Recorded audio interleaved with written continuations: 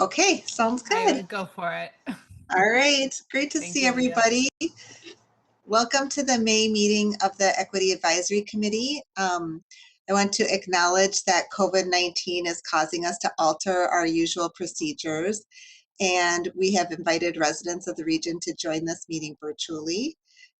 Governor Walz has declared a peacetime emergency, and the Met Council has determined it is not practical or prudent to conduct an in-person meeting for reasons stated in the governor's emergency executive order. So accordingly, Met Council members will participate in this meeting by phone or other electronic means, and this Equity Advisory Committee meeting will be conducted under the Minnesota Statute Section 13D.021. And before we call this meeting to order, I have a few quick reminders and guidelines about WebEx and the virtual meeting process. So please remain muted until speaking. And if you're on your phone and computer, just unmute one device when you're speaking so we don't get a feedback loop. Please announce your name before we're speaking. Each of us has our names set up in the meeting in different ways, and so we might not know who you are unless you announce your name, so please do that. Where we get to a place where we're taking a vote, we will do that by roll call, and Arena will be helping us with that by calling us by name to do a roll call vote. Communicate with each other through speaking. The chat function should be used to address any technical difficulties you're having. You can certainly type a question in the chat if we're having difficulty hearing you, but if you are putting comments in the chat, we can't integrate those into our minutes and our meeting well, so please use your voice when you're making comments. If there's a lot of us trying to speak, we'll use the raised hand feature, which you find, let's see, how do you find that? You find it by clicking on the three little dots at the bottom of your screen and then selecting raise hand, and then you can use that and we'll call on you to make sure everybody gets a chance to speak. And you could also type in the chat if that doesn't work for you, that you have a question. We're going to record this meeting and it will be available online. Arena's going to help me monitor the chat because I might not notice things. So she'll help me, and she can also help if there's any technical difficulties. One other thing that I want to share is Francisco is out this evening, and so Councilmember Judy Johnson has graciously accepted the honor of substituting in his place. So she's going to help us out as we go and has a couple parts of the agenda that she'll facilitate. So I think I'll do a call to order. How are we doing on quorum, Arena? We're not quite there yet. We're up to 7, so we need 3 more to come, but we'll just keep going. Hope some more members jump on. Okay, that sounds good. So I'll come back and do that. And so then we can't do, if I'm correct, we can't do roll call, approval of agenda, or approval of minutes. Is that correct? Correct. Okay. So I'll move on to public invitation. There are a couple members of the Met Council here. There may also be members of the public. So any members of the public are invited to bring forth issues for discussion that you'd like us to consider as an Equity Advisory Committee. Do we have any members of the public here that would like to bring forward an issue?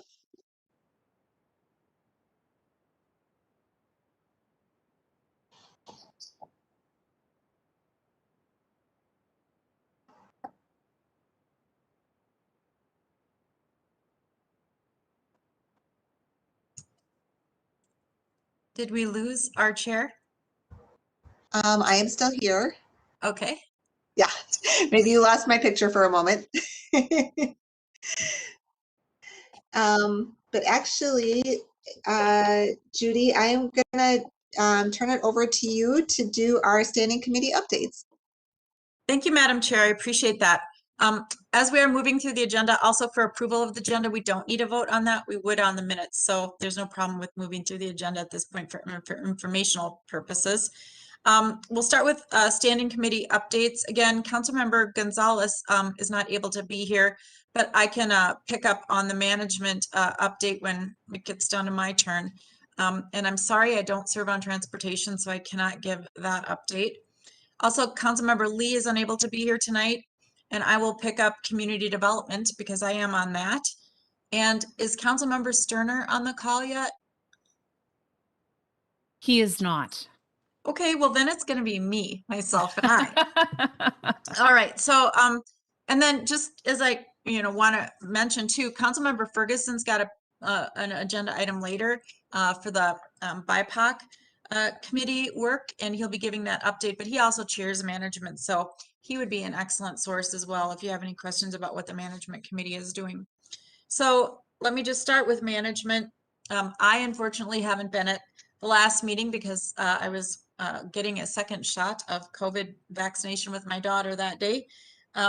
But some of the things that are really, I think, relevant to this group that was on the agenda is just making sure, again, that we are reviewing and working towards our MCUB goals. Those are the goals that we have for procurement and ensuring that we've got minority and underutilized business, women-owned business, those types of goals in front of us at all times. So we did get a first quarter procurement summary and goals review that was given to us by Jody Jacoby, who's the director of procurement.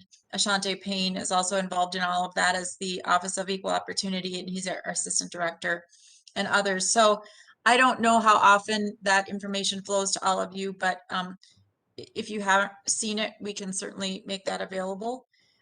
Also, we received a quarterly investment review committee report, and I actually chair that subcommittee. So that's just where we're looking at the council's investments, our investment policies, but we have started this past year a new program for CDs, certificate of deposits. And within that body of work of investments, our goals include making sure that we are investing in minority owned businesses and having certain banks flow that money, in that direction. So we received an update on that. There's a lot more opportunity there because this is still new, but that then all flows up to management and they receive those reports. So at the investment committee meeting that I was chairing, I did ask that if this group would like to better understand those investments and how we're trying to get them into community throughout the region, we're happy to share that as well. And then the committee also received a 2020 Workforce and Affirmative Action Plan follow-up, and Marcy Simon, our Director of Human Resources, and again, Ashante Payne gave that. So if you do want to check those out, you can just go to the Management Committee link on the Met Council's website, and those reports and items are all linked there. And and maybe you're getting those, but if there isn't information that's available through this form, you can certainly look at information there and request more detail as needed. Happy to provide that. For the Community Development Committee, our last meeting was just yesterday. And I think there's a couple of things of note here. Certainly, we're always working through the comprehensive plan updates as the communities throughout the region finalize those. There's a handful left that still have to submit their plans for 2040, but 2040, yes, sorry. And so that's been a big load of what the Community Development Committee does. But we also are now working on our 2022 Community Development Budget discussions and working around, the resources needing to be allocated around the big goals of the Met Council, which of course include ending racism and ending disparities and building equity throughout the region. So that's just kicking off, and staff is working with us on how to kind of formulate, those initial discussions with council and kick off that work. So again, the budget is always the blueprint that drives the work, in addition to our own internal plans that staff is working on every day with our goals. But I thought you'd want to know that.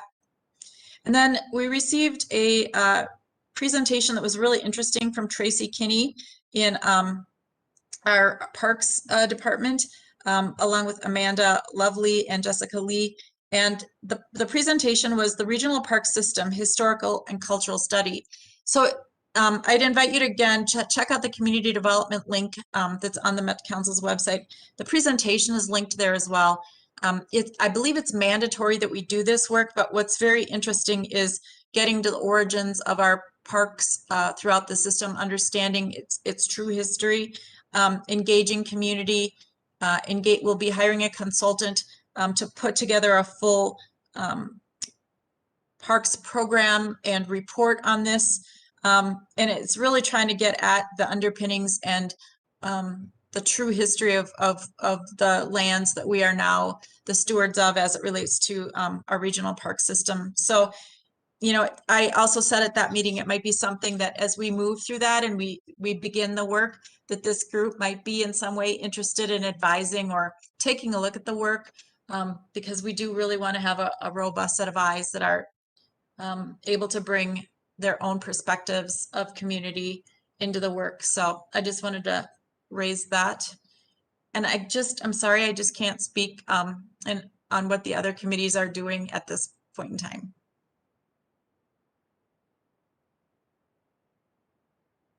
Thank you so much for those updates, Councilmember Johnson. I greatly appreciate them.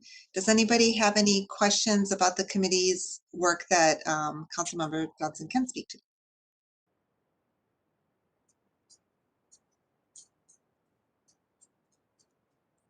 Madam Chair, I think what I could do is I could just throw the links for those two sites on our website. And then if anybody wanted to just cruise down those agendas and grab any of the links, it'd be easy to do.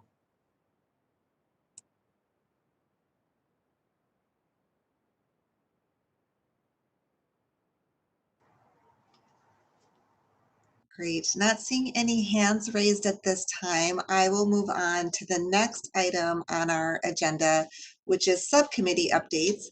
As you know, we have started to do some of the work of the EAC through subcommittees. So far, 3 subcommittees have been formed. And I'm wondering, let's start with transportation. Is anyone here from transportation that can give an update? Thank you, T. Sorry, let me unmute myself. Actually, it's been fun to be on the Transportation Committee. Sarah and I have been asked to be on the interview panel for the Transit Equity Senior Management position. They're doing second round of interviews. So the interviews are being held this week. And so we will update probably next month in terms of how it goes. And I know Sarah's here. Is there anything I forgot, Sarah? I don't think so. I think we're, regularly able to attend the tab meetings and just kind of making some ongoing progress in terms of understanding the landscape of transit and transportation at the Met Council and kind of helping us to be in a better place to really determine where we might plug in and be able to take some action more meaningfully in the future. Right. And for those of you new members, we would be very delighted to have you join us in our small but mighty transportation committee. Absolutely.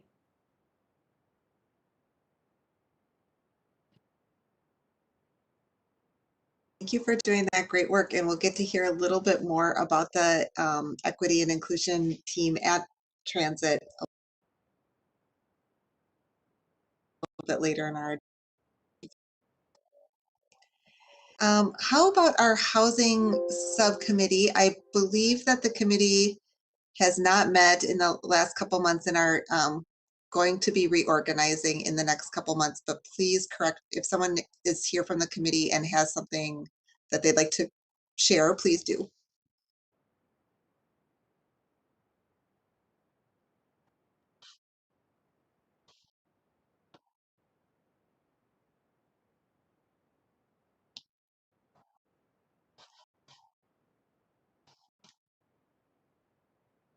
All right, and from the operations subcommittee, Edward, I see that you're here. I am not seeing other members of our committee. Would you like to give the update from the operations subcommittee, Edward, or would you prefer I do so?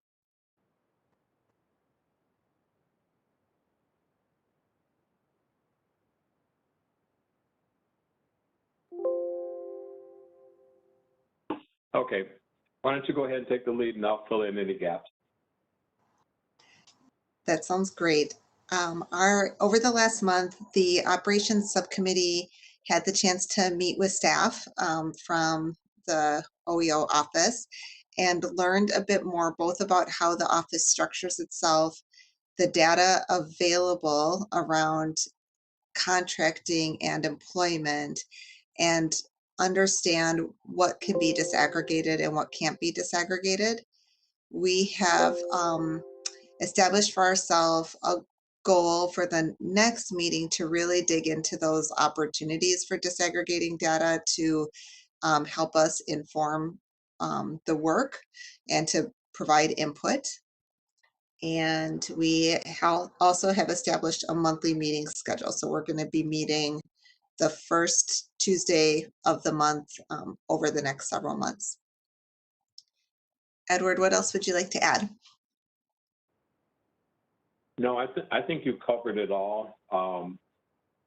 As we move forward, we're, and kind of getting this baseline information understood a lot better and the rules around that information. We'll move into the goals we've set for achieving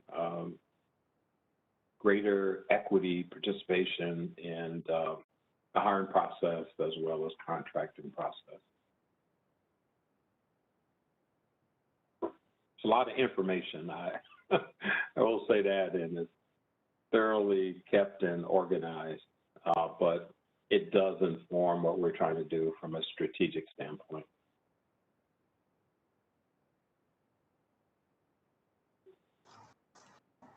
Thank you. At this point, I'd like to pause and ask Irina how we are doing on quorum. Sorry, I had to mute myself there for a second. We are still not at quorum. 2, 4, 6. We are at 8. So we need 2 more. So at this point, thank you, Councilmember Johnson, for your help with the agenda. I was not aware of that, so I learned something new tonight.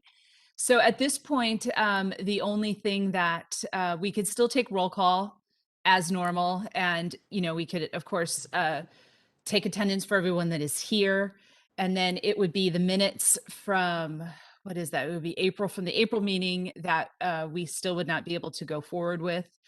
But everything else on our agenda, we would still be able to continue to move forward with. Wait, March minutes. That's right. We didn't have our April meeting. Whew. Yep. Apologies.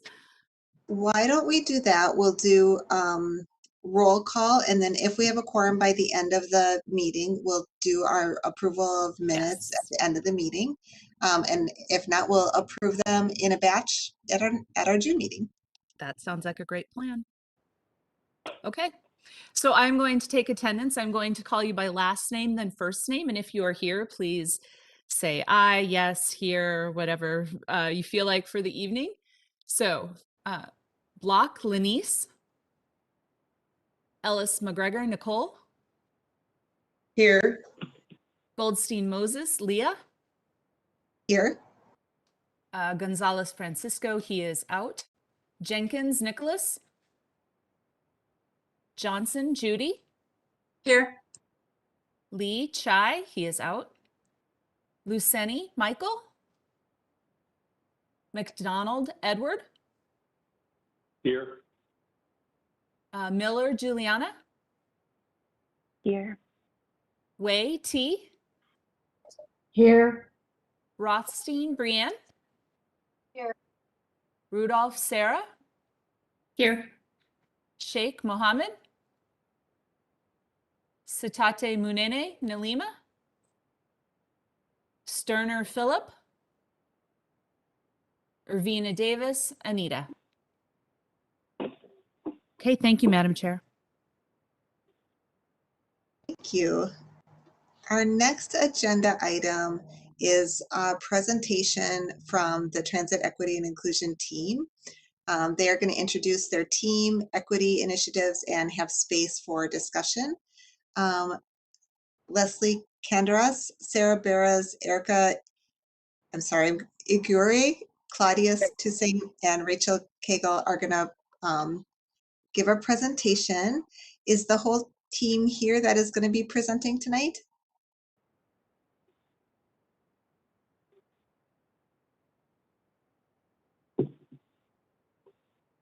Or do we need to wait for anybody before we go into that presentation? Chair, hi, this is Leslie Canderas. I'm looking to Sarah and Rachel to tell me if we're missing anybody. Rachel's on the call. But I see at least some of our presenters are here. Sarah, do we need to wait to start, or are we okay to go? Sorry, I thought I was unmuted. No, no, the only one missing right now is Rachel, and we can I can certainly help cover any of that if she's unable to make it before we get to her time. So.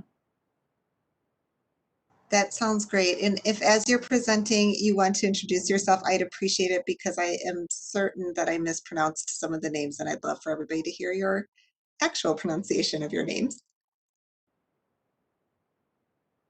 Great. Well, All right. Chair, I can start if, yep, great, the PowerPoint's coming up. So good evening. My name is Leslie Canderas. I work at Metro Transit as the Chief of Staff to the General Manager. As the first slide shows, we had initially intended to be here last month, and since the meeting was canceled when the verdict in the Chauvin trial came down, we're really glad you can make time for us this evening instead. Next slide, please. So I'm just going to give a quick overview and hand it off to the equity and inclusion team members, since I really want you to hear from them and have an opportunity to talk with them about their work. But in my role at Metro Transit, I also have the privilege of serving as executive sponsor for this team. Next slide, please.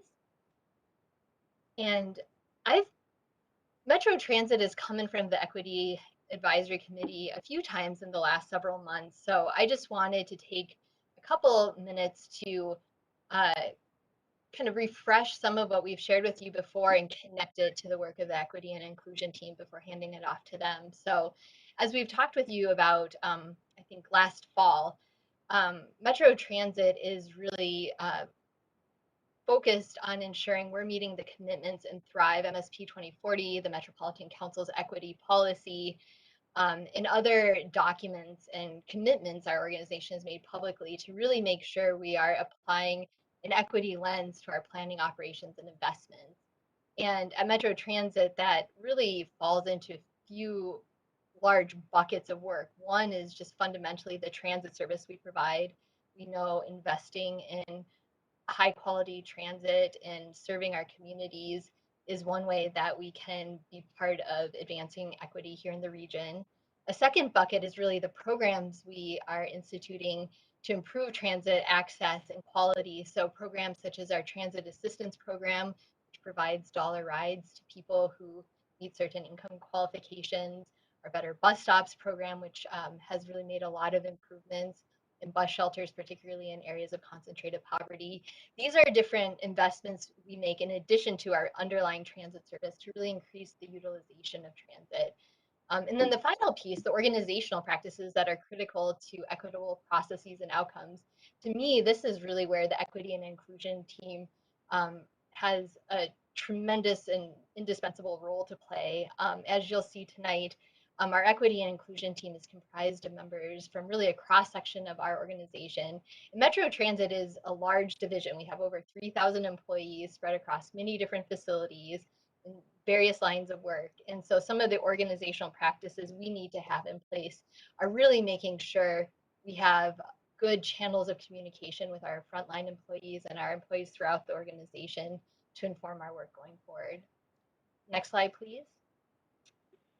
And I'm not going to dwell on this slide, but when I was here back in November, I shared with the committee kind of a sense of the work we're undertaking here at Metro Transit. And I won't read through the whole slide, but I mainly wanted to put this back in front of you to say, you know, we're trying to advance equity on several fronts.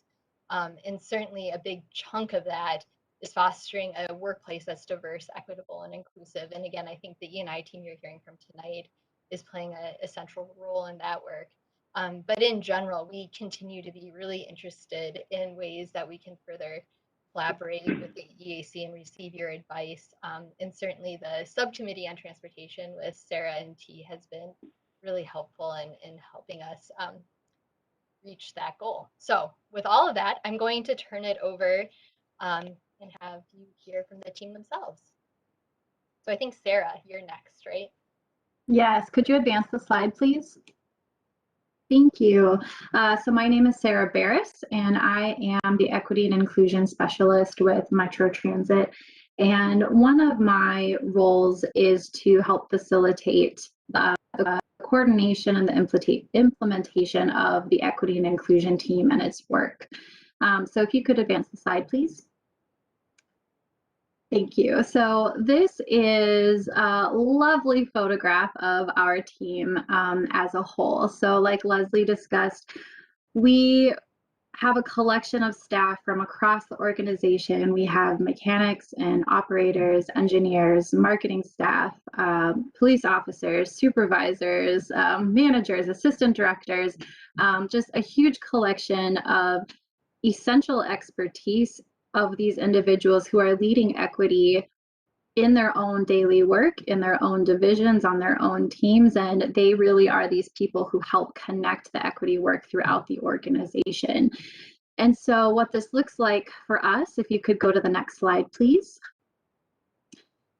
This year we did a pretty hefty review of our mission, our scope, redesigned our charter, kind of reset ourselves in the light of all of the equity work, the enhanced focus on equitable outcomes at Metro Transit. We really wanted to lean into that even more. So our mission, we really want to harness the value of diversity in our region and our workforce, creating really creative ways to address those needs. And expanding Metro Transit's commitment to equity and inclusion for employees and our customers. And so what that looks like for us on an ongoing basis is ongoing equity action recommendation, both for internal elements and external elements. We're partnering with our internal communications manager to enhance what it means to really engage our staff and have that diverse, equitable workforce and really hear from them what that means and provide a response to that. Taking on special projects and supporting teams who are leading internal and external equity work. So we're really finding ways to embed our team and our expertise in a lot of places while also taking lead on some other unique projects. And with that, I'm really, really thrilled to introduce to you two of our new team members who are going to share more of what this team is, what equity is, how it's really activated through their work, and things from their perspective, because we want you to meet our team. So if you could go to the next slide, I would love to introduce Erica Igure and Claudia Toussaint, who are here to share a little bit. And I believe, Erica, if you are here, I thought I saw you earlier. Feel free to hop on. I'm here, and forgive me that my name is Metro. I do not know how to change that on the screen. But yes, good evening, and thank you for your attention tonight. I am Erica Igure. I'm an operator at Metro Transit. I joined the Equity and Inclusion team because I have always seen value in diversity and inclusion. It wasn't until I joined that I learned what equity actually was. I've been an operator for about 12 years, and by being surrounded by people from all walks of life, it made complete sense to my heart to be a part of the team, standing for what it does. Serving the community has taught me many things, but one thing stands out, and that is everyone deserves to be heard and seen, regardless of background, style of speech, education level, who we love, or what we believe. I'm hoping that one main impact of the team will be to show others what E&I actually looks like. Our E&I leaders, Sarah and Rachel, have done an excellent job at really being inclusive when it comes to who was selected on the team. Our team is so diverse. We literally have people from all areas and departments. And I mean, Sarah, you stole the words right out of my mouth.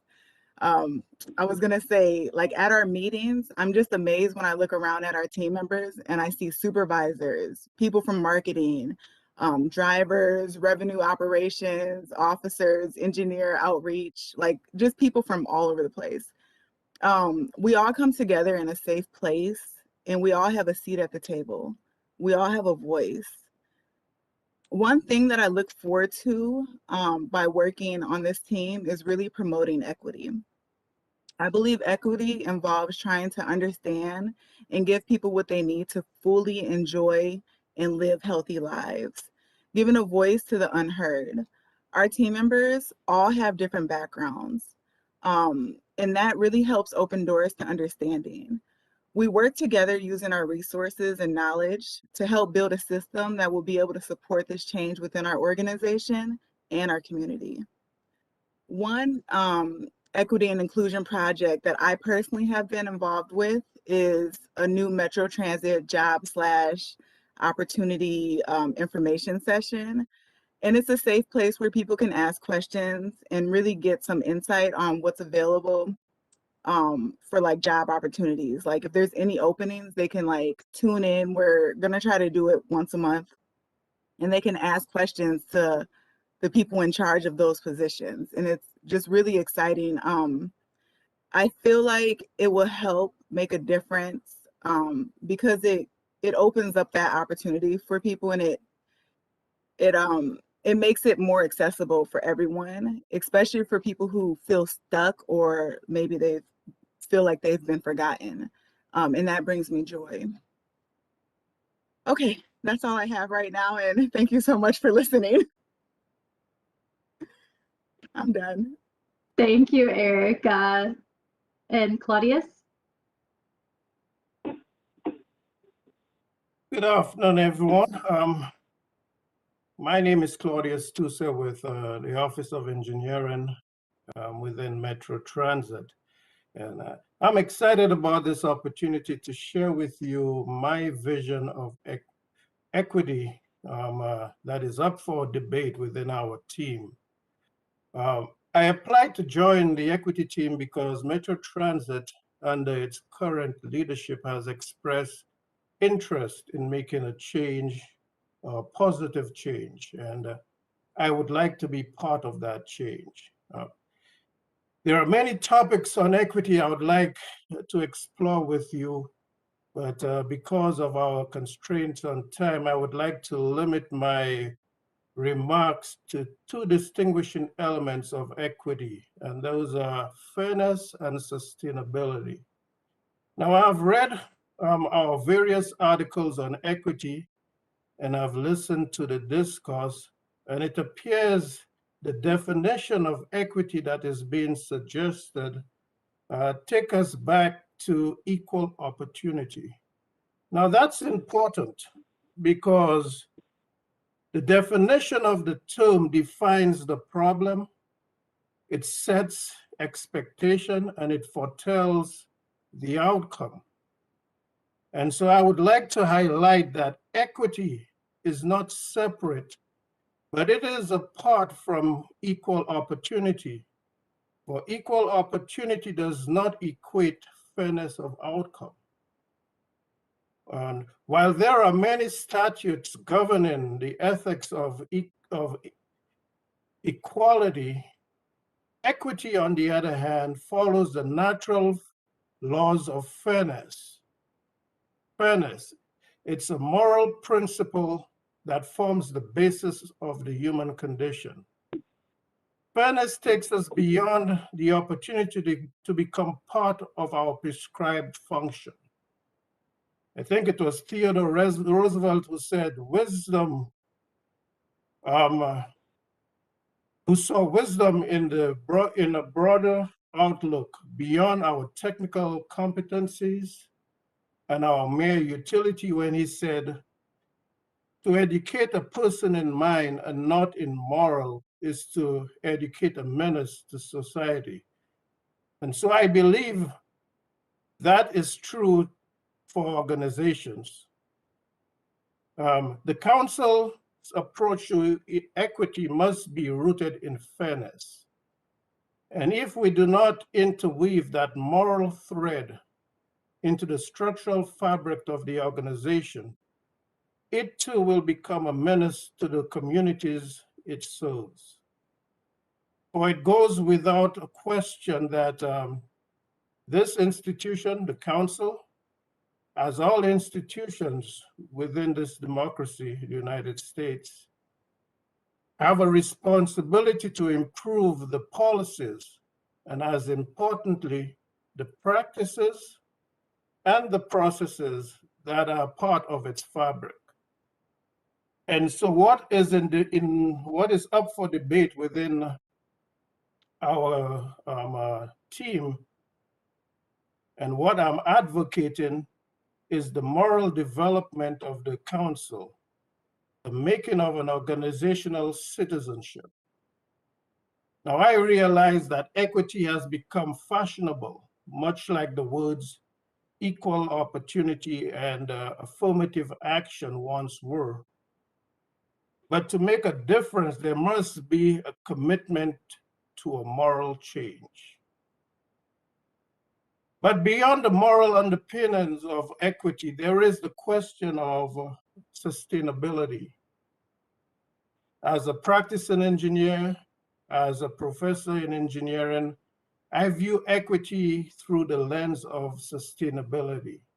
You see, the council is charged with planning, designing, constructing much of the region's infrastructure. And for our infrastructure to be sustainable, we must place more emphasis on the importance of the social impacts of our engineering activities.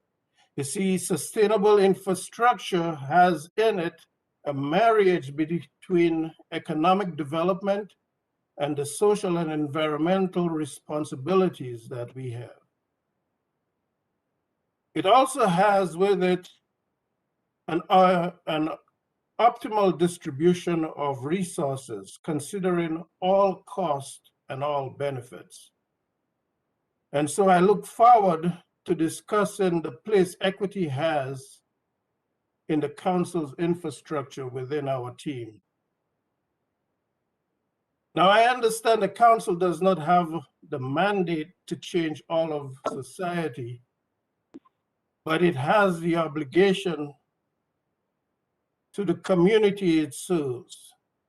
We do not have the capacity to change all of society, but I believe we can serve as an example to what a humanistic organization can be.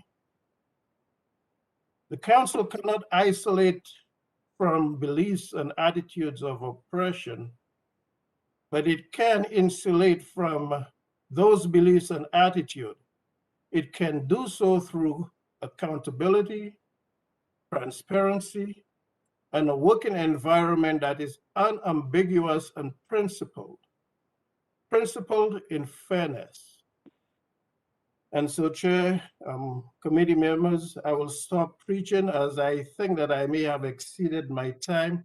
But I would like to again thank you for this opportunity and for lending me a hearing ear. And that's all I have for now. Thank you. So as you can see, we have some really incredible members from our team. I know we have some other members from the team who are also on the call right now, but won't be speaking up right now, but hopefully will participate in a discussion. And so before we get there, you know, after this perspective, we wanted to give you a small flavor of some of the focus areas that we have for this year. And so I have Rachel Cagle, who is going to give a higher level overview of that. So if you could advance the slide, please, as Rachel comes online. Hi, everyone. Can you hear me? Yes. Everything working? Okay, that is wonderful. You can advance one more slide. So I'm going to talk about what we're going to be focusing on in 2021. And our work plan is not yet finalized. I should probably introduce myself first. Hi, I'm Rachel Cagle. I dropped off a little bit late. You guys are ahead of schedule. So here I am. I'm the coordinator. I work with Sarah Barris in our staff unit. So I am the equity and inclusion coordinator. And I'm talking tonight about our 2021 work plan. Not yet finalized, but we have these 4 main goals that we wanted to share with you tonight. Within these goals are initiatives and projects that support the 2020 equity recommendations, and new programming ideas as well, generated by like our continued discussion that we have with our team members and other work that we hear throughout Metro Transit. So this first one, establishing monthly DEI-focused internal and external engagement. We really want to be able to strengthen internal communication, to share with our wider workforce the progress updates on our equity work. We want to work on diversifying voices in our internal newsletter, things like that, really working on our engagement. We want to be able to also work cross-departmentally and connect Metro Transit is huge, and trying to connect across all those different levels, from, senior leaders and officers from our Metro Transit Police to coming to the garage to talk directly to operators, for example. We're working on our Heritage Month communication, education, employee spotlights, things like that. Our second goal here, improving workplace culture through employee workplace and supportive resources. That's things like assisting in policy review. Some of our members have identified opportunities for creating checklists to help with employee onboarding and orientations, a checklist for when people are leaving and we don't want to lose our expertise that's going out, audits for technology, things like that. Establishing our equity and inclusion team recommendation process, which we've started and we want to continue. We want to use our staff input, we want to use community input, and we want these things that we're collecting to influence our Metro Transit work plan. So this is like the huge question right now. How do we make sure that we have that accountability, that all this feedback that we're collecting gets cycled into our work to create change? And one way that we see we can do that is structuring the feedback so that it's coming to us and through us in a streamlined manner. Maybe integrating key performance indicators, including them in that. And finally, increasing diversity of applicants and hiring pools. That's a big one for us. Providing further assistance to the processes that HR already have in place, and helping out with that. So developing diverse recruitment networks for the different divisions within Metro Transit. And then, as Erica mentioned, hosting these information sessions for open positions so that people can learn more about it and learn if they are eligible and how they can become eligible. And really capitalizing on the great workforce that we already have. So those were the couple of goals. Again, much to be determined amongst our team, but we really do have the talent there to make this happen. That's all from me. Next. Sorry for the baby crying in the background if you heard that. She's fine. So I don't think could you advance the slide? I'm not sure if we actually, oh, there we go, questions. So that was the end of our official presentation. We wanted to give you, a taste of how things have really come together in this last year. We finished onboarding all our expanded teams. So we have 20 members right now on the team. We did some recruitment and brought everyone on and got everyone onboarded through the month of April. So we're really kicking off strong right now and I'm feeling excited for everything that's coming. So we wanted to share that with you, and would love if you have additional questions or anything for us. We'd love to take some time to talk with you.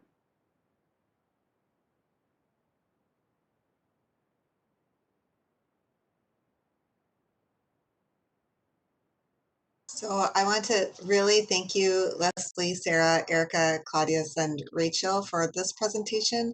And we'll just take any questions that you have or ideas you have from our committee members. couple of questions. First of all, Claudius, thank you so much for your characterization of equity.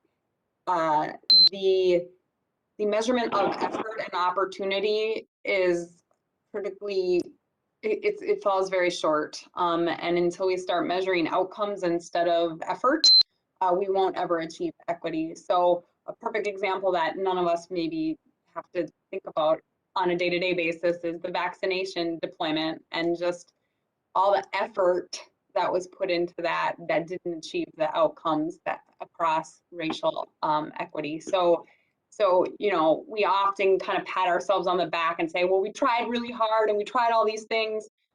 But to say it's discrimination if the outcomes aren't equitable. And I think that language is so so compelling. So thank you for that, Claudius. My question is, what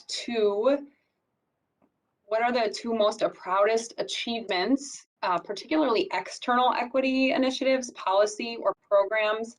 You did list a lot of good ones internally, but what are your two most proudest achievements from the last year, policy or programs for the community, for the clients, customers? And then what two actions do you want help or need help achieving over the next year regarding, again, more the external? I'm more interested in kind of the customers and the clients and the community rather than the staff. So that's my question. I know it's not geared to anyone specific, but if you have one, you each could share one. I'm just interested in what you've done, actions, and then what you're looking to do where you might need some support.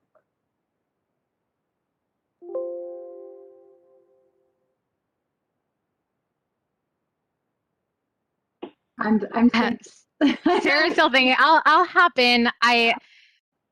There's one that immediately came to mind that was a huge external effort, and that is, it's a while back now. It was in 2019. We did this really big external. We came to the EAC at that time to talk about this anti-sexual harassment campaign that went really. It had a very external focus, and it was very much. Metro Transit wants to provide assistance to community that, you know, realizing we're part of the public and harassment happens in public spaces, and how can we take a role in that? And also, how can we, to Claudius's point of changing morale, like change the culture? We wanted to take a part in changing the culture of saying that sexual harassment is not okay, and we all need to take our part. And here is Metro Transit wanting to take a part in that. And it was a starting point. It wasn't perfect, and it also was a really vocal piece that we took. And I was kind of like the lead of that project at the time that it went out. As if we move it forward, we will move it forward. When we move it forward, it will probably have much more collaboration, since Sarah and I have been here longer and have more allies. We know where they are. And also that got us connected to this new research group called the Gender Equity Collaborative and Gender Equity and Transportation Collaborative. And they just started their website. Maybe I can drop it in the chat. And I'm a part of that. And it's a way to kind of come together around that topic. And I've been following up with that, and the next step that I'm hoping to take is a more internal look at helping our employees find resources and have a better infrastructure for our employees, our workforce who are experiencing discrimination and harassment. Muting now.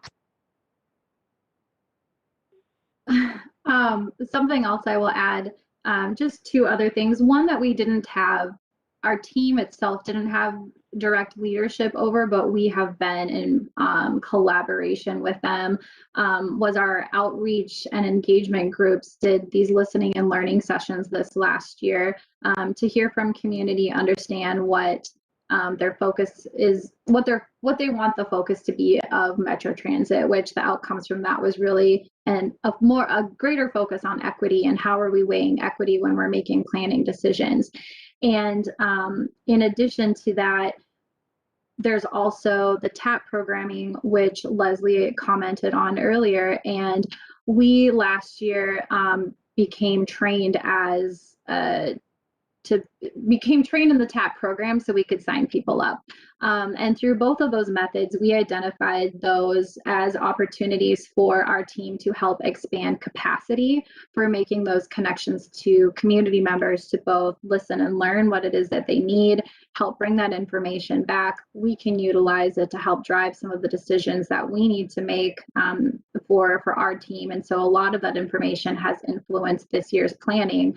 And in addition, the TAP programming, that's a smaller program. It's very much needed. There's been a lot of success with that, with it being a young program. And so our team is able both to support the work that's happening there, but we're also, because we're trained, we're able to organize our own events, sign people up as we're creating things.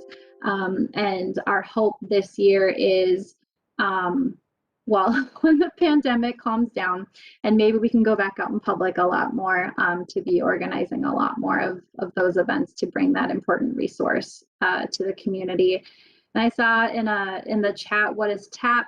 So that is the Transit Assistance Program. And so basically it offers dollar rides to community members who meet a certain threshold requirements, mostly on income. I see hands. Oh, go ahead. Nothing. I was just going to say, so those were kind of, I know the original question was kind of to comment achieved and then things that you were hoping for. I feel like we're talking a lot, but Claudius or Erica, if you have anything that you'd like to throw in here, and I see Tracy and Andrew are also here as well. I'll just pause just to give space for someone else if you'd like to talk other than me.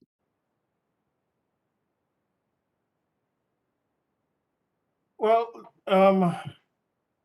I don't know about achieving, but what I have tried to do is to incorporate humanities and social thoughts in all of my courses, whether it be a transportation engineering or structural engineering, so that a rondo type situation does not happen.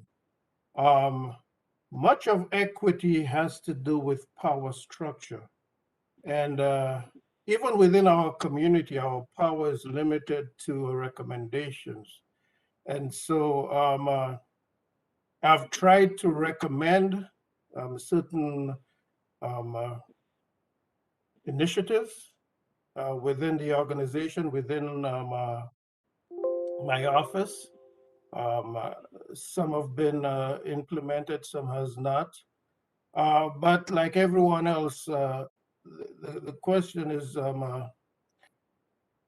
questioning oppressive practices, speaking out, doing what we can within our limits. And that's what I have done thus far. And that's why I'm excited to be part of a team, which is beyond just myself, so that we could make some positive change.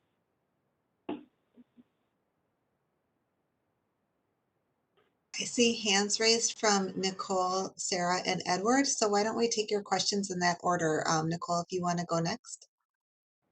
Yes, I just have a question in terms of when you get that feedback from community, what are some of the ways that you get the feedback? And then what do you do with the feedback in terms of evaluation for like those community listening sessions and things like that? Yeah, so I've been kind of focusing on creating a streamlined process for that.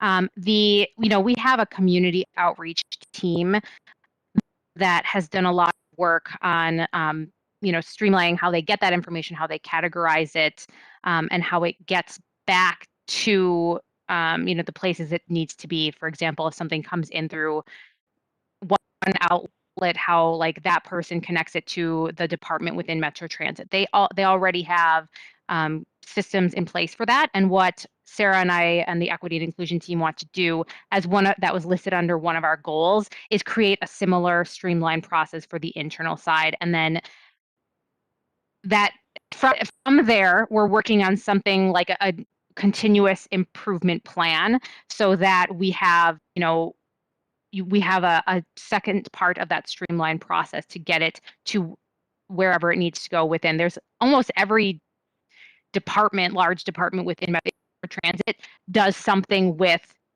feedback. And we just want to make sure that that is integral, sure that that feedback creates change within the organization. It's in process. Sarah or Leslie, feel free to, or other team members for ideas, you know, how we're going to move that forward. But it's the kind of the big question right This is Leslie. I'll just add, I think Rachel did a now. nice job kind of teeing up how we're thinking about this. We do have a public engagement unit at Metro Transit. Sarah referenced some of their work last year when we did the listening and learning through crises engagement, to really hear from people who are still writing the system about how COVID, the murder of George Floyd, and other crises in 2020 were affecting them and how they were thinking about what they need from transit. So we have full-time engagement staff who build partnerships in different sectors of the region.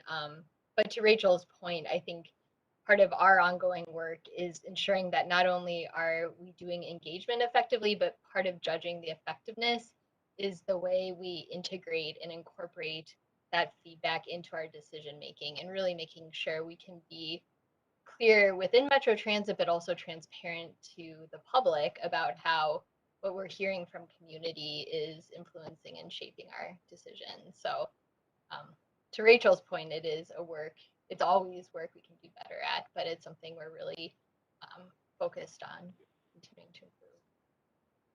Thank you.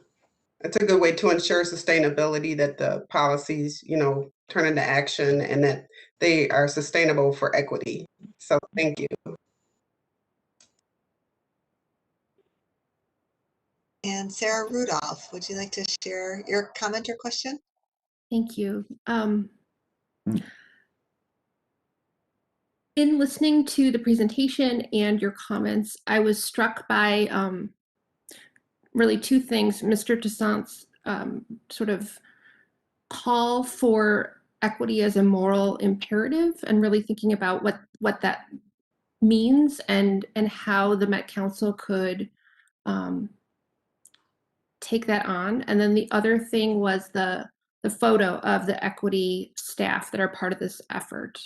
I'm just wondering if any of you could speak to not only the work that you do, but really just the incredible cross-cutting nature of that group, where you have engineers and operators and everything in between who are part of this, who are working together, who are able to feel like you're part of something with that type of team, and just how that experience is and how that might be different or similar to your everyday working experiences, and just what that means for you in terms of being part of this equity effort. So to answer that, I'd invite Erica or Claudius, Andrew or Tracy, who are on the call. You're all members of the team and have experienced that kind of from, Rachel and I are in kind of these spaces and working to create that all the time. That's our job, but you're kind of coming in and settling in there. And so I'd love to hear from you what your perspective is on that point from Sarah. I would say that it's a great thing to have such a diverse group. I know as an operator, there's a stereotype when it comes to officers that they don't care, they don't show up on time, we call when there's a problem and no one's to be found. And just by having officers on our team, I can talk to them and gain understanding. And they're like, look, we're underfunded and our job is rough. And we have a lot of people going out, leaving the force because they're not getting paid enough for the drama. So, I mean, I feel like relationships is the foundation of everything. When you know somebody, it breaks down stereotypes, it breaks down assumptions, and it just gives you understanding, it gives you a lot of understanding. So yeah, I love our team. I love that we're so different. And it's really cool to talk to people that are like, you know, their position I have no idea about, but I can feel comfortable with still talking to them, even though sometimes things are like flying over my head with terms or acronyms, but it's okay. So yeah, it's really nice. Thank you. And this is Claudius. To answer the first part of your question, how do we initiate a more moral organization? So when I speak of a more moral development of the council, I also talk about organizational citizenship. What that means is that a code of conduct that perpetuates fairness. It identifies what is fair, what is right, what is acceptable. Even within our society, right, there's a code of conduct that governs everything. I think within the organization, because we are not able, to fully influence who comes within our organization. We are able to influence their conduct when they arrive within our organization, right? And so we can do that by insisting on what I call an organizational citizenship that tells employees what is acceptable, what is fair. Not what is legal, but what is right, a sense of righteousness within the organization. And I'm excited because I'm excited about the diversity of our team. From operators to engineers, as you mentioned. I'm excited because inequity is as diverse, experiences in inequity as diverse as the folks experiencing inequities. And what I have discovered in the conversations we've had as a group is the cross-section of experiences people have had. All experiences of inequality and inequity, but with a different face, a different way of conduct. And it tells us, it gives us a fuller picture of the practices and processes of inequity that goes beyond just what we usually talk about, words that may offend someone. Inequity is not about words that offend people, it's about a system of oppression. And we need to know the depth of that system of oppression. And in order to do that, we need a full cross-section of the folks who have been oppressed.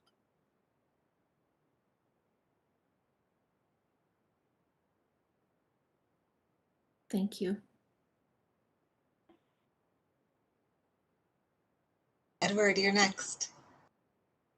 Oh, thank you. Hello, everybody. First of all, congratulations to this team. It's really nice to see and hear about the work you're doing.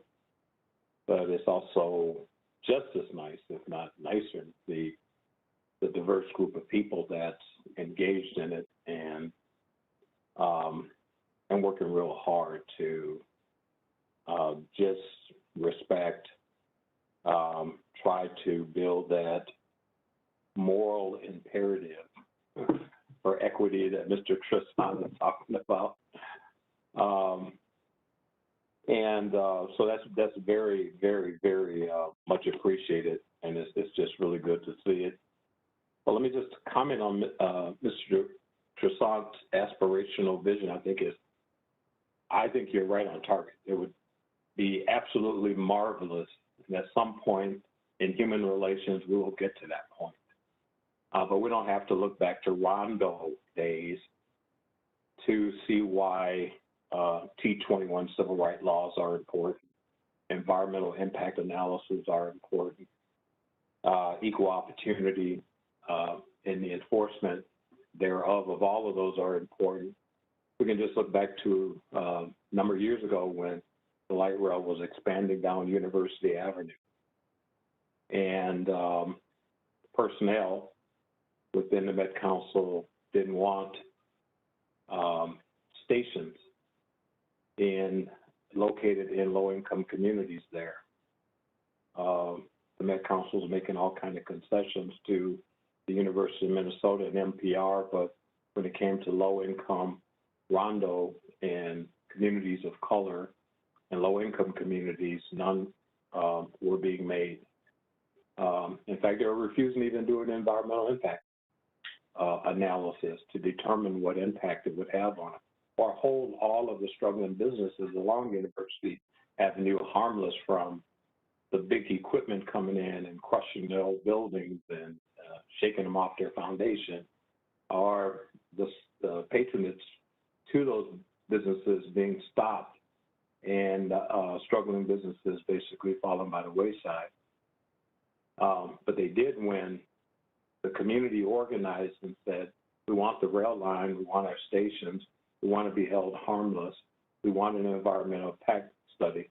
And they moved into court in order to force people who had not developed that moral compass of equity and inclusion and care for other human beings, had not embraced that inside the Met Council. However, with that being said, I think you're exactly right. That is where we need to go. And you see remnants of that starting to happen with this team. And that's what's so exciting about it.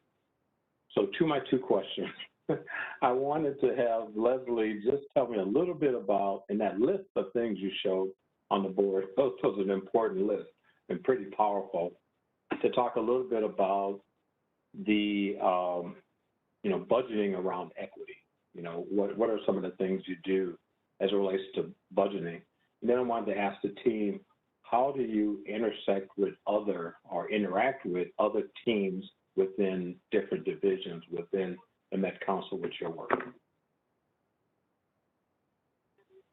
Sure. Well, I'm happy to take that first question about budget. So,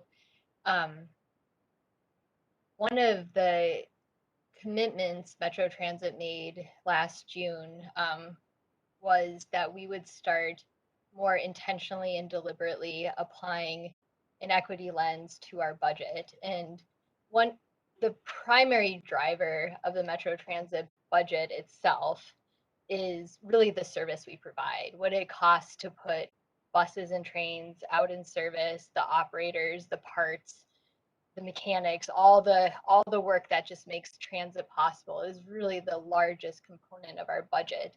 So in order to start thinking about that through an equity lens, our service development staff and another unit at Metro Transit called Strategic Initiatives, which really is our data and analysis group, work together to do a service equity analysis of our service plan to really understand who we're serving, who we're maybe not serving well, and understand how that service plan, which is such a large part of the Metro Transit budget, relates to equity.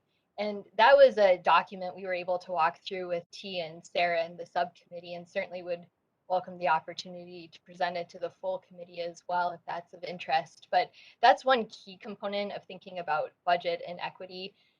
The other components include making sure we're funding the programs that make transit more accessible and more likely to lead to people actually using transit. We've talked about some of those tonight. Sarah mentioned how this team has been really critical in doing additional outreach for our transit assistance program.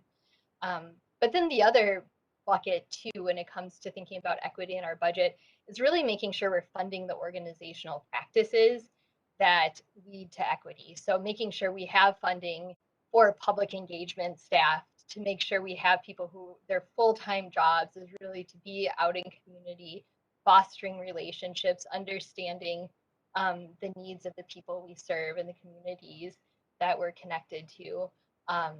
We think extensively about disadvantaged business enterprise and MCUB, Metropolitan Council underutilized business programs, to ensure when we're spending money, we're doing so in the communities that we serve, and have, in many cases, firms that have been underrepresented in government procurement, making sure that when we're purchasing things, we're contracting with entities that are owned by people of color and women. So I don't know if I'm really adequately addressing your question, but certainly No, it's something we're giving a lot of thought to. And I think it was on my list. If not, it was an omission, but I feel like that was one of the elements we flagged as an area that, we would be really open and excited to work with Equity Advisory Committee to continue to really develop and refine how we think about that relationship, because fundamentally our budget shows our priorities. It's, to the theme of the night, it's a moral document in many ways. And so really ensuring that we're being intentional and deliberate about how equity is informing it and is impacted by it is really critical. Thank you. And to your second question on interacting with the other teams at the other divisions, in the past, the work of the different equity teams at the different divisions really settled in this kind of shared space of what are the shared needs at the divisions, what are identified opportunities for improvements or areas that we're hearing from staff are needed, and how can we collaborate on those and try to drive kind of more broad impact across the entire council by collaborating together. Right now, from what I understand, the other divisions are going through a bit of a reorganization, I guess I could call it, where they're refining what they refer to themselves as equity change teams. What's their change team's purpose? What is their design? What is their role within the organization?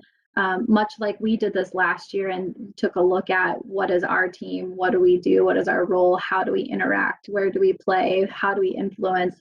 The other teams are doing that, and we still maintain good contact with the leads of those different teams and stand kind of ready and open to look at what does collaboration look like when they have those redesigns completed. But one area that I think is really promising and kind of settling into a continuation is with some of the ongoing learning, the education, and I think to Claudius's point of setting some of that understanding, that shared understanding, that moral kind of compass that we can help create is a collaborative effort between the different teams on what do we want to recognize within our organization? What kind of cultures are we celebrating? What kinds of events and things are we going to call out, and make sure that people within the organization understand and are aware, and we're building just that sense of humanity, just seeing each other and celebrating that. And so we've been working collaboratively to identify ways that we can share that information more broadly. How can we partner on different projects to bring information across the council? And in discussions with those groups as well, while they're going through that redesign, we've been re-engaged by OEO. I know Sai's on the call today, and along with the RA change team and some of their work. And so there's a lot of new relationship happening right now. And so while we all continue to recenter our focus, I think we're all working on also coming into alignment across divisions for the greater good of the council as a whole. Thank you. Thank you, everyone, so much for the thoughts. I was really struck by these underlying themes of building a team, building relationships, listening, and the moral development, and that the work of policy change, practice change, impact really happens through those pathways. So thank you. I have one question. I'm not seeing any of my other committee members raising their hands, so I'll interject this question. Our committee, the Equity Advisory Committee, was established to advise the council around policy and appropriate processes for monitoring the council's performance. And given that our role is to advise the council, what things would you like to see from us to be a good partner in the work that you're doing?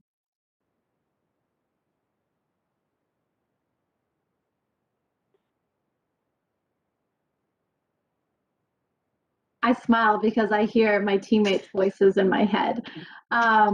We would love for you to join us for some of our discussions. You know, like we said, our team works, and I think that we are looking at a year ahead of, well, the rest of this year ahead of us, that we are going to thrive and do more for our organization than we may have done ever before. And I think that's because we've laid a foundation of relationship building, and like Erica commented, a safe space where we can have strong discussions on important topics. And for us to be a partner with you and for you to be a partner with us, we want to create those relationships with you. And so whatever that looks like, if there's a couple of you who can join us, you know, on a fairly regular basis, and I don't know, Leslie, if I'm even like breaking any rules here, but I know that my teammates would say, we want to have you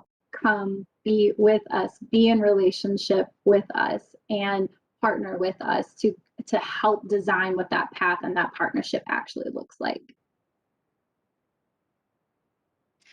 And, you know, I would like to second that and also say that, you know, we've seen things move so fast, amazing things happen as a result of the pandemic. And we had to move so fast and make big change. This place that, you know, has not in the past made a lot of big changes. And, you know, a lot of it had to do with equity because we had to focus on the people that needed transit the most during the pandemic. And I've had discussions with our transit planning or our planning team. And, you know, right now we're deciding what to focus on as the world hopefully comes back into normal. What are we going to focus on? And so I second that call. I really think that adding to our diverse equity and inclusion team, if we can add your diverse voices to that call and together we have powerful voices, I think we can really start to create that sustainable change that will take us into the future. Yeah, so for me, if I may, the council cannot hope to be part of the solution to regional inequities without first becoming an equitable organization. And so at some point, I would like it if you would share with us the committee's strategy for identifying inequities within the council and your proposals for addressing those inequities.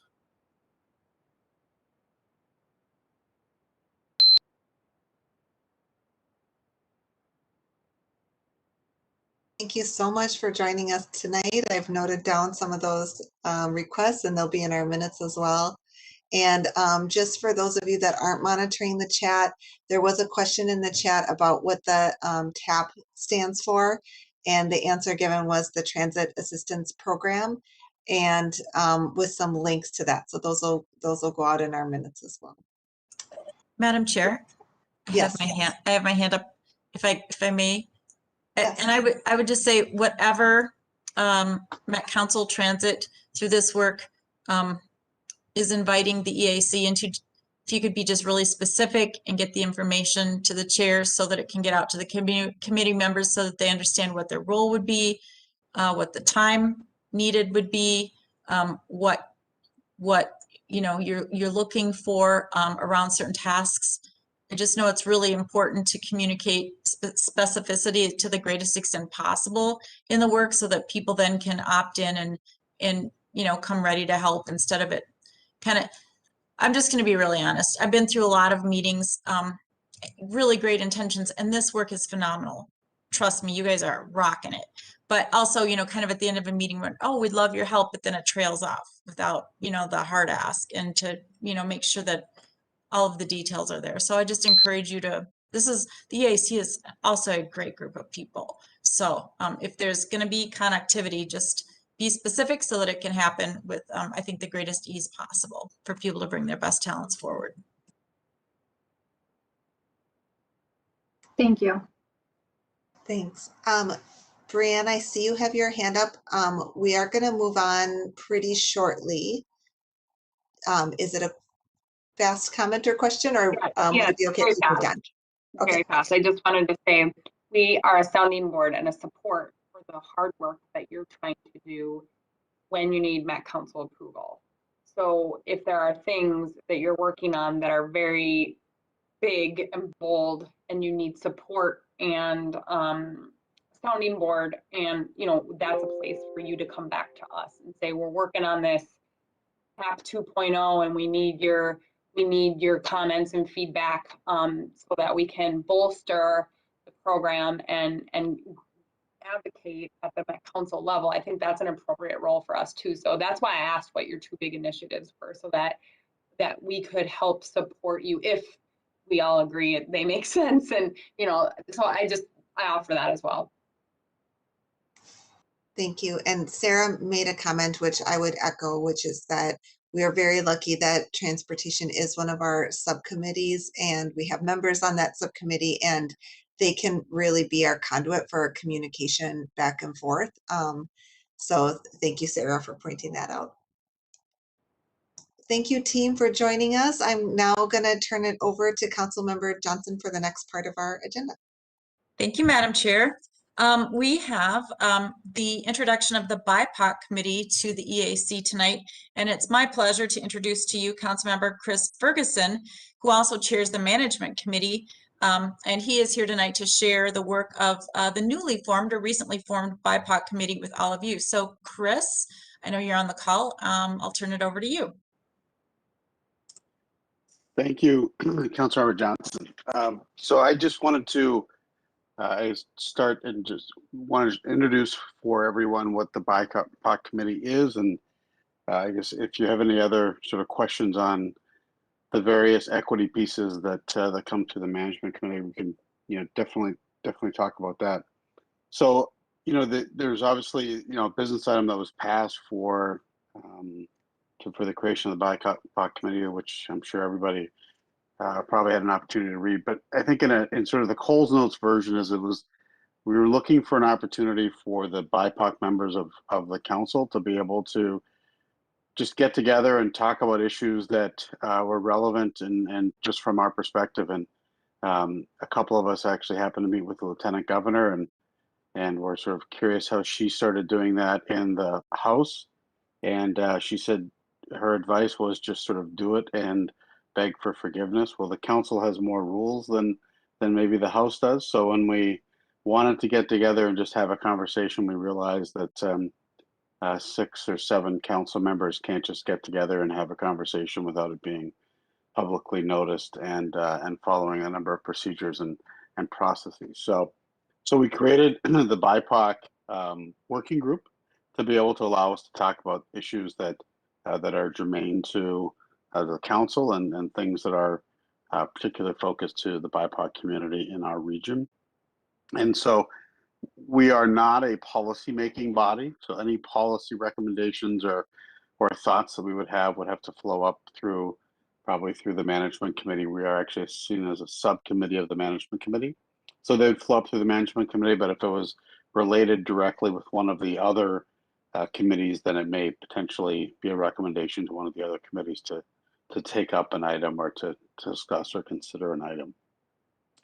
So most of the work has really been focused around 2 primary areas. So, the main focus has been thinking about how do we work to reduce or eliminate racial disparities within our region and within the council. And so our work in that space has been focused so far on really 2 areas. One is on increasing our spend with minority-owned businesses within our region, and how in our own spend, and then also working outside the council and thinking just more broadly in our region. How do we partner with others to be able to do that?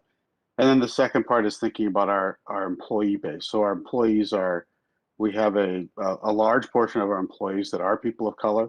Many of those are bus operators, but we don't do as good a job at cultivating our existing employee base for future leadership roles and opportunities. So just really thinking about how do we take the one is keep the employees that we have so that we create an environment that they can be successful in and they want to stay and want to be continue to be part of the council, but then also work diligently to ensure that they have the education and access to opportunities to be able to get to move from an entry level position to a management level position and then ultimately beyond. So those are really the two areas of focus that we have. I think some of you I know. In my day job, as we often talk about, is I own a small business where we work with a couple of government entities, not the Met Council, of course, but other entities, and we do printing products and promotional items, apparel. We run most of Ramsey County's work that the county does, and we do a lot of work with Xcel Energy, St. Paul Saints, YMCA, and a number of other organizations. And I also work to do training around the world with some companies around value creation. So that's sort of what I do in my day job, and gives just an opportunity to, when we talk about reducing equity, reducing disparities in the region. I'm one of those businesses that is a registered minority-owned business. I've been so for 11 or 12 years, so you understand a lot of the trials and tribulations that go on with respect to access to capital and opportunity within the region. Prior to joining the council, we were talking earlier about the Green Line and the business work along the Green Line, and I chaired what was called the Business Resources Collaborative. So we were the group that supported the 800 businesses. Many of the people around the table were the ones that sued the council to actually get funding to do work, and lobbied a number of nonprofits as well as cities, and then ultimately the council invested in supporting the businesses along the Green Line. So we helped about 800 businesses along the Green Line, and actually had a lower attrition rate amongst the businesses that were along the Green Line than in the broader community that we had. So it was a fairly successful process, but not one that was laid out in the original plan that the council had for doing the work. And as Edward pointed out earlier, there was originally there wasn't even a desire to determine or say that there was going to be an impact on businesses. I owned one of those businesses. We had a 6-foot high chain link fence about 5 feet from our front door, and it was explained to us that wouldn't impact whether customers would come to your business or not, which was, I think, as the business owners as a group sort of couldn't understand how people thought that customers would still come to your business when there was no street in front of your business. In some cases, there was a 15-foot hole in front of your business and a chain link fence, but that wasn't going to have any impact. So fortunately, many people, including the council, came together to support those businesses, and you see many of them thriving today as a result of being able to make it through construction, and they're now realizing the benefits of the increased traffic that comes prior to the pandemic anyways with the Green Line and the transit activity that happened. So that's just a little bit about me. The purpose of coming today, or what I guess, you all can ask whatever questions you'd like. What I'd like to get from this is really just sort of an understanding of how, the BIPOC group and the EAC can work together. I mean, I think the goals of the two groups in many cases are very much in parallel. And so, what are the opportunities for us to work together, and how can we be engaged and work in concert around reducing disparities in our region? Thank you, Chris. I'm going to open it up to the group to ask questions. I do just want to say again, I really appreciate Chris's leadership on management. He has really pushed a lot of these initiatives since he began serving 2 years ago, and it just really has opened my eyes. And now chairing the investment committee too, I'm asking a lot of the same questions that Chris keeps asking, in our management committee when it relates to how are we investing our money, where is the spend going. I mentioned some of that earlier as I was reporting out the last management committee agenda. So one of the things I just want to say is Chris at management, because it does have BIPOC and investment sitting under it as subcommittees of the management committee and the body of work that rolls through management. it'd be really great if we could report on some regular basis to this group or invite in input from this group on those items, you know, that we are seeing that matter to this group. So I don't know how we do that, but I think that goes to expanding your question about how does BIPOC integrate into this group as well. So I just want to let you know we're trying to work out of our silos at the council level. And so with that, I'll open it up to anybody on the committee that has questions for Chris. Edward, if you want to go first, that'd be great. Actually, Bernadette's hand was up first. I'll go after. All right, great. I believe, Bernadette, I can't see your name. Brianne? My hand was up the whole time, so I put it down. Oh, okay. Sorry. It was a leftover hand, apparently. Okay, no worries. Okay, Edward, you're up. Oh, okay. Yeah, I like the aspirational goals of the BIPOC group. It is very similar to the aspirational plans that the ASC Operations Committee has put together. And maybe they need to be shared with you guys so that you can take a look at it, because our focus is on affirmative action and contract procurement. We've been making some really giant steps in working with the Office of Equal Opportunity in looking at data and beginning to understand that as a way of moving forward with hopefully some aspects of our goals being implemented, which in fact look at hiring under affirmative action operations as well as contract procurement activities. So your two central focuses pretty much align with ours. Maybe there's a chance to just merge it all, or somehow, you know, maybe they do stay independent of each other and just continue to work. But I don't know, Lyd, don't you agree that what they're planning to do is very similar to what we've laid out and have begun to work with Sai and Asante and others on? Yes, I would agree. And I like the idea of finding some places to collaborate and reinforce the work of each other, and then maybe even places where we can find complementary things that we're working on. So that would be really nice to connect and talk further about that. Yeah, you know, and I would just say, I think the one thing I'm becoming more and more cognizant of is just trying to make sure we don't have staff do sort of double the work, right? So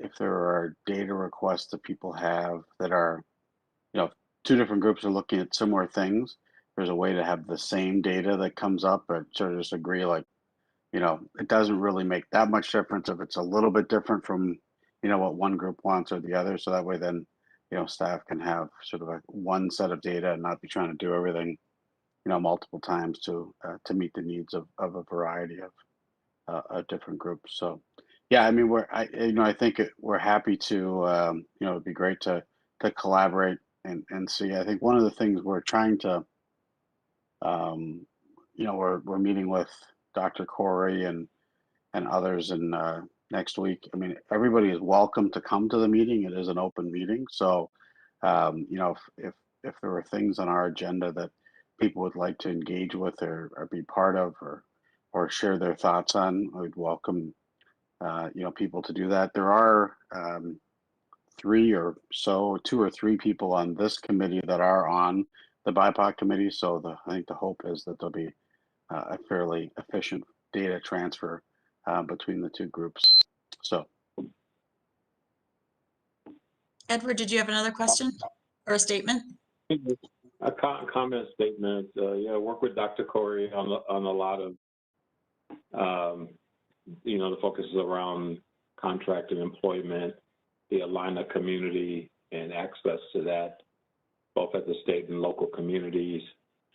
One of the thoughts that Leah and I talked about that would be important, maybe both our committees get a look at it, is the rescue plan money that will be flowing into the state, how that would be appropriated in the metropolitan area, and assuring that the economic framework plan that was put together by the Met Council prior to this and in a rush is aligned so that it is not business as usual when we've had these kind of major federal investments to address socioeconomic conditions. So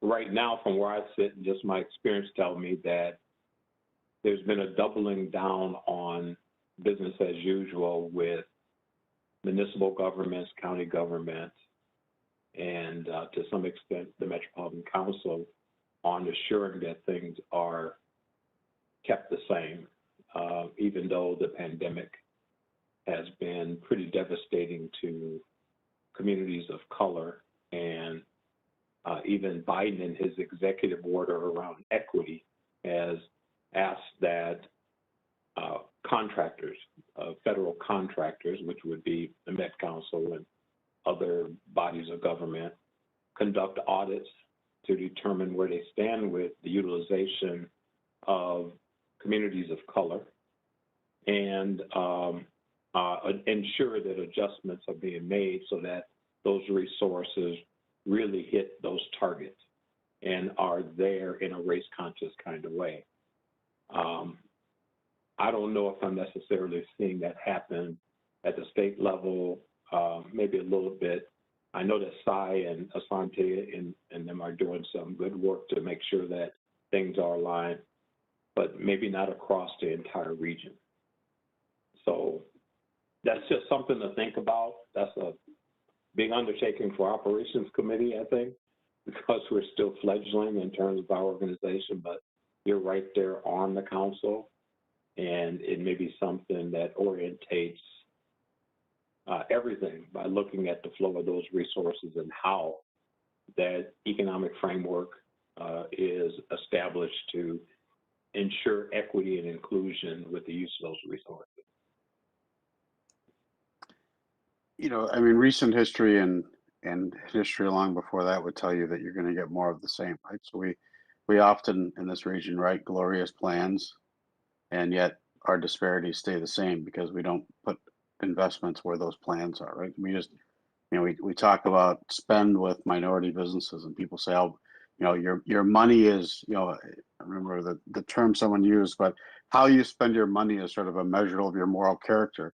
Well, if that's the truth, then, you know, if you look at what we as a council spend with minority businesses, that would not be a good indication of how most of us would like to think our view of the minority and how important the minority community is in our region, right? Because our percentage spend with the minority community of our total spend, we always like to carve things out. But if you include everything that we spend and you look at the total spend with minority owned businesses and organizations, it's incredibly small, as is the state government. State government's less than 1% or right around that 1% number of their total spend, right? So I don't, you know, history would say, and even, you know, when you watch the money flow out earlier last year, right, the big businesses owned by, you know, mostly Caucasian people got huge fat PPP loans, and a lot of the minority owned businesses that were struggling the most got nothing, right? People who had, you know, billion-dollar operations got $10 million to fuel their private jets, and people on University Avenue couldn't get access to a loan, right? I don't see that changing, unfortunately, right? I mean, I don't think, I think it's, quite honestly, it's just too hard for the people that are empowered to actually figure it out, and they don't have they want to be able to politically make a statement, but their willingness to actually dig into the details to figure out how to make that change happen is not something they're going to be able to get done in the next 3 to 4 weeks. So they'll do something that politically will look good, but the outcomes, there's no reason to believe until something changes, you know, until we see some outcomes that are better, there's no reason to believe that it's going to be any different. And so I think when you look at a lot of the equity work, it's measurable, right? We know what the makeup of our workforce is. We know how much money we're spending with people.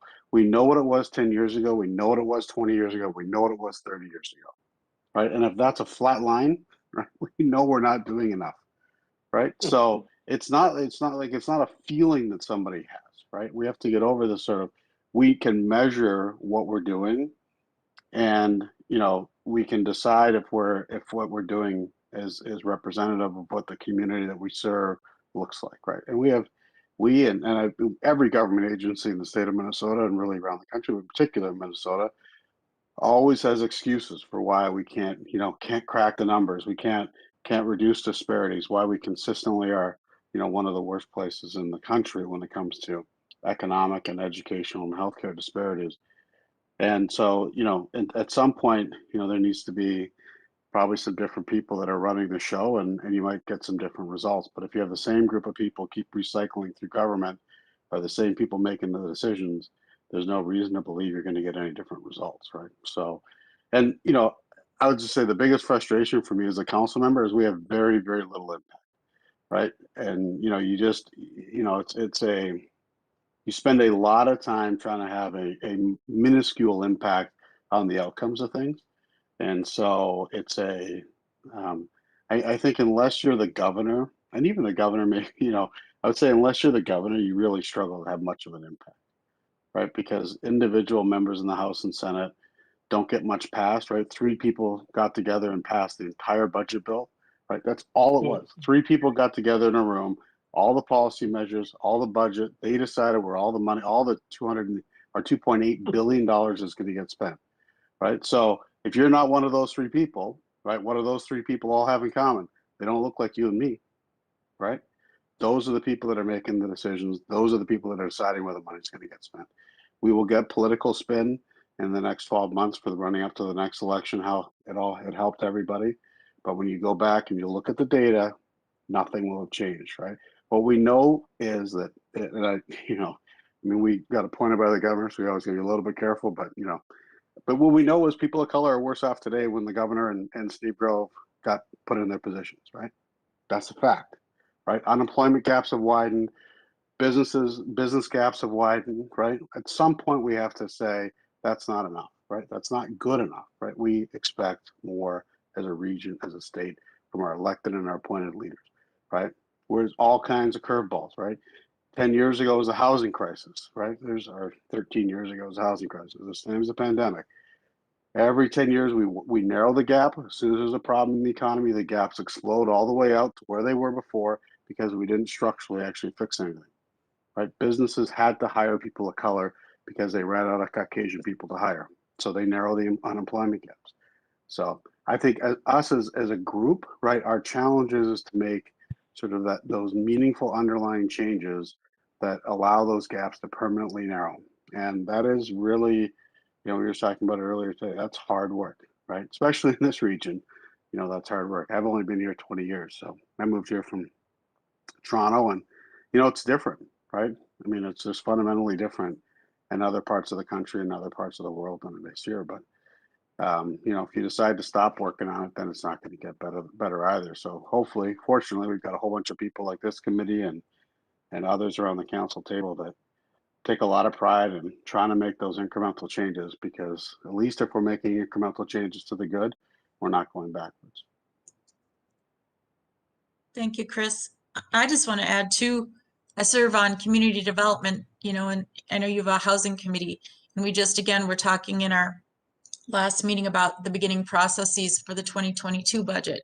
And, I raised the fact that, we've got these goals, the goals that you have, the goals that we have, and how does that enter into the budget process early on? Because where you put your money in your budget is where you should be funding your goals directly, right? Otherwise, they're not a priority.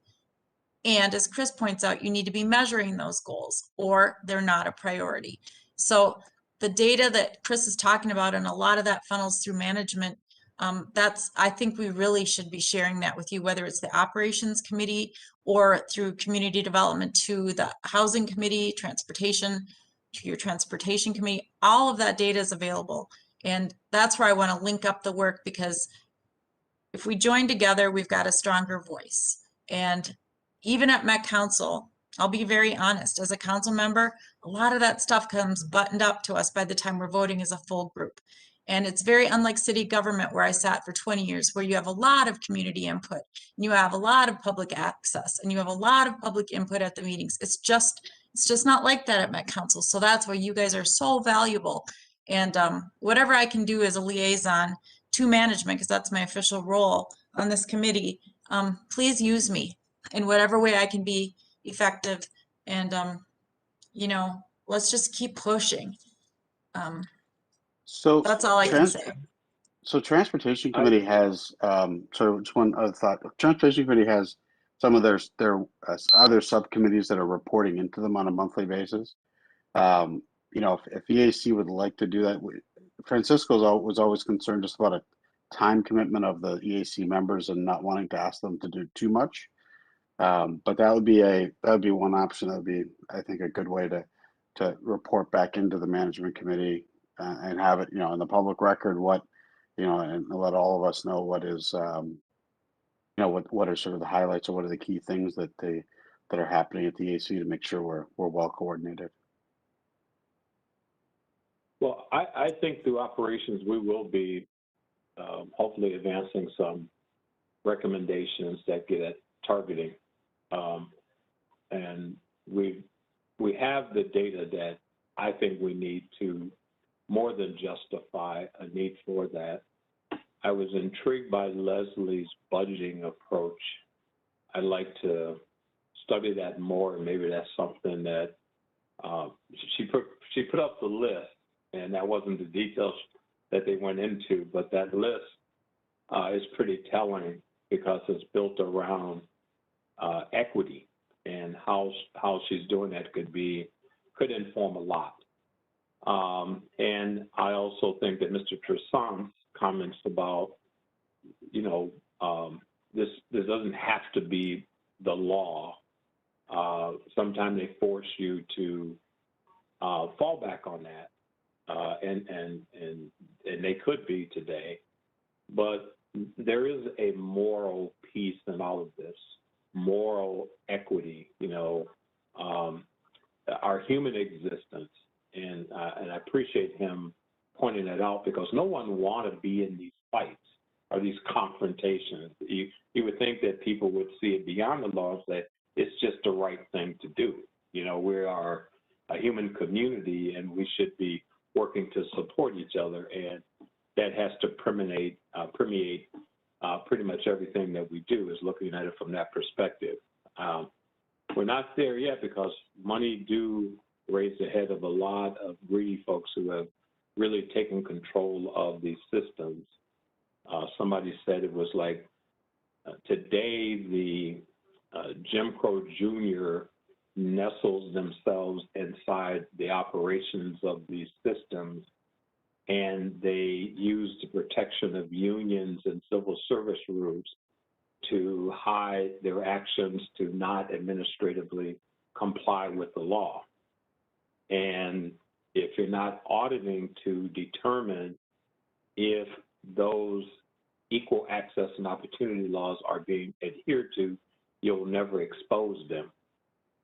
They tend to have that responsibility.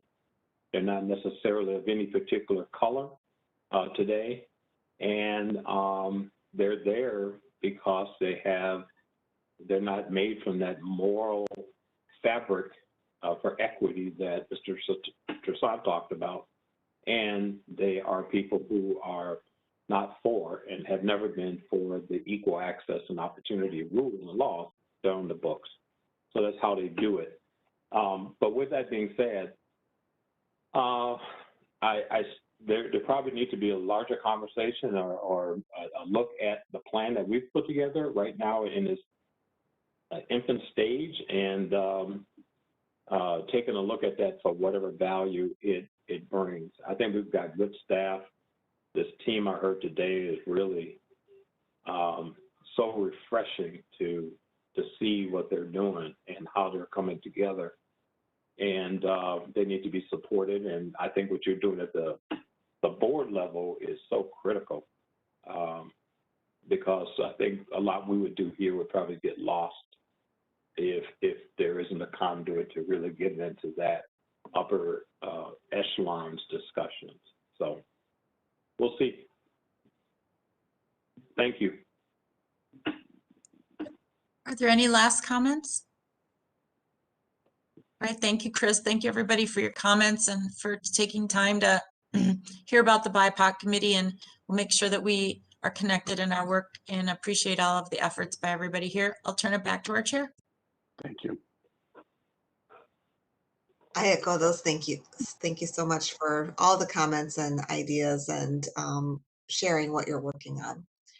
I heard from Arena that we now have a quorum, so we are going to vote on approval of our minutes. And how this will work is we'll take a movement to approve, and we'll take a second, and then Arena will do roll call to approve our minutes. So first, do we have a motion to approve our minutes from our March meeting? So moved, Madam Chair. Thank you, Edward. And do we have a second? Second. Thank you, T. All right, Arena, you want to take us through roll call? Yes, thank you, Madam Chair. This time around, I will be calling committee members by your last name only. So when you hear your last name called, please say that you are here, aye, nay. So we will start with Block. Ellis McGregor. Here. Goldstein Moses. Here. Gonzalez. Jenkins. Johnson. Aye. Lee. Luceni. Aye. McDonald. Yes. Miller.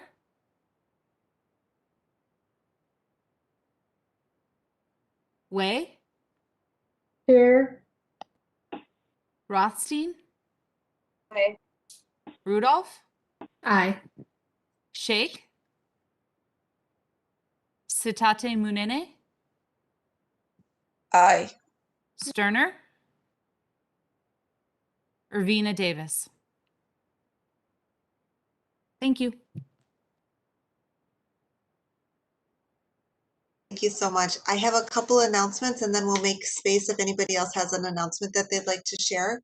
The first is that next Tuesday, we will meet as a standing committee. The standing committee is open to all of our EAC members. And one of the important things that we do at the standing committee is set our agenda for our full EAC meeting.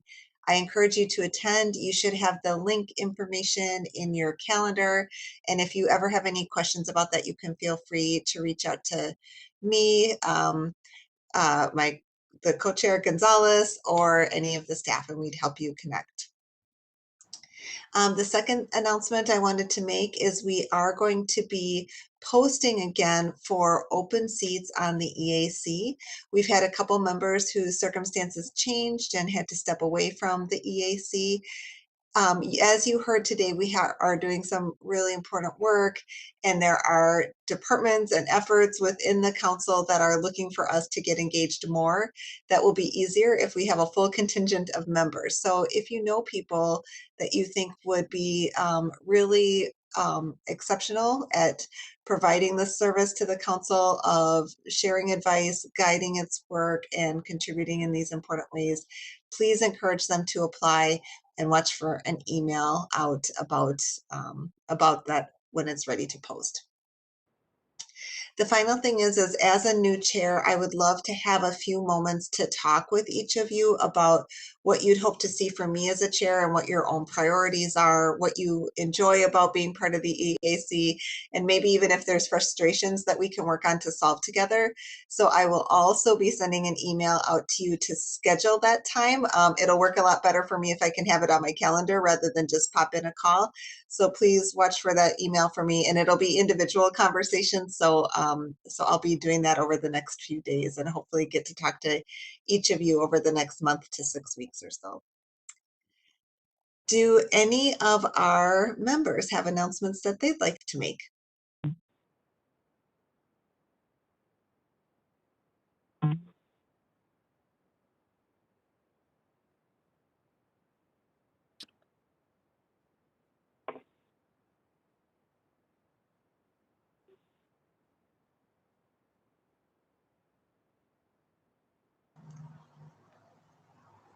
All right, I am not hearing any, so this adjourns our meeting for this evening. Thank you so much for your participation tonight. I really enjoyed hearing all the questions and comments, and look forward to seeing you next month for sure, and hopefully at our standing committee meeting next week. Thank you. Have a good. Thank you, Madam Chair. Thank you.